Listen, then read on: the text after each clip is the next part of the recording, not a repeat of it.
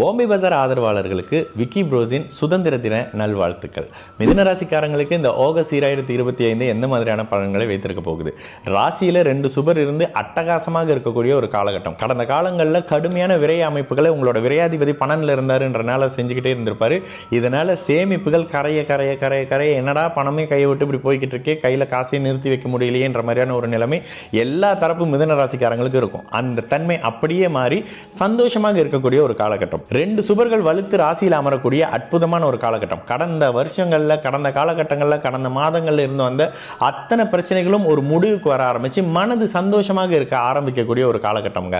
ப்ரீவியஸ்ல எதை தொட்டாலும் பிரச்சனை, இங்க காயங்க, அங்க நோய்ங்க, இந்த பிரச்சனைங்க, கணவன் மனைவி அமைப்புகள்ல சரியாக இல்லைங்க அப்படின்ற மாதிரி இருந்த மிதுன ராசிக்காரர்களுக்கு இந்த ஆகஸ்ட் 2025 7ஆம் பாவகாதிபதி 7ஆம் இடத்தை பார்க்கிறாருன்றதுனாலையும், கலத்திரக்காரகன் 7ஆம் இடத்தை தொடர்பு கொள்றாருன்றதுனாலையும், ராசியில குரு அமர்ந்து உங்களுடைய மனதை புத்துணர்ச்சி அடைய வைக்கக்கூடிய அமைப்பு அப்படின்னு சொல்லிட்டு மனதில் சந்தோஷமான நிகழ்வுகளை படிப்படியாக கொடுக்கக்கூடிய ஒரு காலகட்டம். அப்போ ஏதாவது மைனஸ் இல்லையாங்க? 4ஆம் பாவகம் சற்று பலவீனமாக இருக்குங்க. சனி வக்ர நிலை அடைகிறாரு, அதனால அவர் குருவா மாறிட்டாரு, அதனால அவர் சுக்கிரனா மாறிட்டாரு, இந்த கதைலாம் இல்லை. சனி தான். எப்பயுமே சனி இருக்கிற இடத்தை கெடுக்கிறதுக்கான ஒரு கிரகம்ங்க.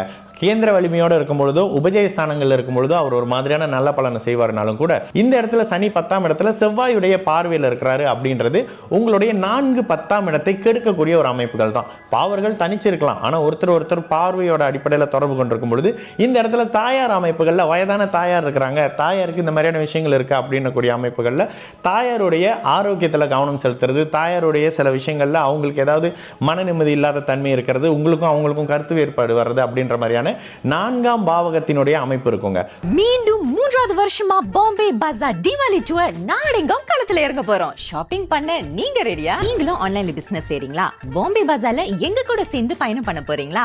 வாங்க ஒண்ணா சேர்ந்து களத்துல இறங்குவோம். கூடுதலா வீடு ரெனோவேட் பண்றேன், வாகனம் வாங்க போறேன் இப்படின்ற பிரச்சனைகள் இருக்கும். தேவையில்லாத விரயங்களும் வாகனத்துல இந்த நேரத்தில் நடந்துகிட்டு இருக்கும். இப்பதாங்க ரிப்பேர் பண்ணிட்டு வந்தேன், ஆனா திரும்ப இந்த விஷயம் நடக்குதுங்க, இப்பதாங்க இதை பண்ணிட்டு போறேன். 4ஆம் பாவகம் கெட்டு போனாக்கா அந்த வீடு வாகனம் அந்த அமைப்புகள்ல செலவுகளோ விரயங்களோ மன கஷ்டங்களோ இருக்கக்கூடிய அமைப்பு. அப்ப என்ன, வண்டி வாகனத்தில் சற்று கவனமா இருக்கணும், டிரைவிங்ல கொஞ்சம் கேர்ஃபுல்லா இருங்க, இந்த அமைப்புகள் இருக்கும். என்ன இருந்தாலும் எதையும் சமாளிக்கக்கூடிய அமைப்புகள்ல ராசியில குரு இருக்கிறதும், ராசிநாதன் பலமாக இருக்கிறதும், அவரே 8ஆம் இடத்தை தொடர்பு கொள்றதும். இந்த இடத்துல புதன் தனிச்சிருந்து 8ஆம் இடத்துல தொடர்பு கொள்றது, அடுத்தடுத்து அவர் டிராவல் பண்ணக்கூடிய வீடுகள் அவர் அப்படியே உச்சத்தை நோக்கி வரக்கூடிய அமைப்புன்றதுனால பெரிய கெடு பலன்கள் எதுவும் நடக்காது, நல்லது நடக்கக்கூடிய காலகட்டம் தான். ஆனா என்ன, 4ஆம் பாவகத்தில் செவ்வாய் ஒரு மாதிரி இடக்கு முடக்கு பண்ணிக்கிட்டே இருப்பாரு. இந்த அமைப்புகள் இருக்கும். பிள்ளைகள் வெளியில இருந்து வந்த ஓகே இவ்வளவு நாள் நான் வெளிநாட்டுக்கு போய் வேலை செய்யணும்னு கேட்டேங்க, அம்மா விடலைங்க, அப்பா விடலைங்க அப்படின்ற தன்மை மாதிரி இப்போ உங்களை நம்பி வெளியில வேலைக்கு அனுப்பலாம், பரவாயில்லைங்க பிள்ளை போயிட்டு வரட்டும், வேலை செய்யட்டும், தானே சம்பாதிக்கட்டும் அப்படின்ற மாதிரியான ஒரு நம்பிக்கை குழந்தைகள் மேல பெற்றோர்களுக்கும், பெற்றோர்கள் மேல குழந்தைகளுக்கும் வரக்கூடிய ஒரு காலகட்டமா இருக்குங்க. கிழக்கு திசையிலிருந்து சுப செய்திகள் வரக்கூடிய ஒரு காலகட்டமாக இருக்கும். வெளிநாட்டு வேலை வாய்ப்புகள் நல்ல தன்மையில் இருக்கும். தாய் தந்தையர்களுடைய அமைப்புகள் இந்த மாதத்துல ஒரு மாதிரி முதல்ல சுமாரா இருந்து அதுக்கப்புறம் அது சரியாகக்கூடிய அமைப்பு. என்ன, இந்த செவ்வாய் பாதிப்படைகிறாரு அப்படின்றதுனால சகோதரர்களோட ஒரு முன்ன பண்ண ஒரு விரோதம் வர்றது, ஒரு வாய் சண்டை வர்றது, இந்த மாதிரியான அமைப்புகள் விலகக்கூடிய தன்மை இருக்கும். அதுல சற்று கவனம் நிதானம் தேவை. அவசரப்பட்டு வார்த்தைகளை விட வேணாம். என்ன இருந்தாலும் ராசிநாதன் பலமா இருக்கிறாருங்க, ராசி பலமா இருக்குங்க, மனம் புத்துணர்ச்சியா இருக்குங்க. எதையும் சமாளித்து செயல்படுத்தக்கூடிய ஒரு நல்ல இனிய மாதமாகவே அனைத்து தரப்பு மிதுன ராசிக்காரங்க, பெரியவங்களா இருங்க, சிறியவரா இருங்க, குழந்தையாக இருங்க, ஆரோக்கியத்தில் பிரச்சனை இருக்கிறவங்க கூட அதுல இருந்து மீண்டு வரக்கூடிய அமைப்புகள், சிகிச்சை பளிக்கக்கூடிய அமைப்புகள் அப்படின்னு சொல்லி இந்த ஆகஸ்ட் 2025 படிப்படியாக உங்களை கஷ்டத்திலிருந்தும் கவலையிலிருந்தும் மீட்டெடுக்கக்கூடிய ஒரு இனிய நல்ல மாதமாகவே சகல தரப்பு மிதுன ராசிக்காரர்களுக்கும் நிச்சயமாக அமையக்கூடிய ஒரு இனிய மாதம்ங்க.